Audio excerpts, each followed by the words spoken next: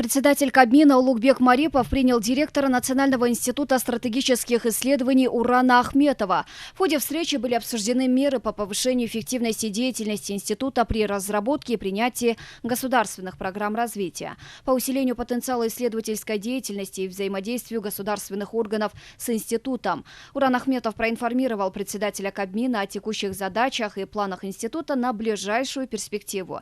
Аналитические исследования НИСИ могут существенно облегчить работу государственных органов в части прогнозирования. Необходимо разработать единую базу данных аналитических продуктов Кыргызской Республики и Фонда аналитических исследований, которыми могут воспользоваться как госорганы, международные сообщества, так и рядовые граждане, отметил Улугбек Марипов. По итогам встречи председатель Кабмина дал ряд поручений соответствующим отделам администрации президента, в том числе по части принятия указа президента о Национальном институте стратегических исследований Кыргызской Республики.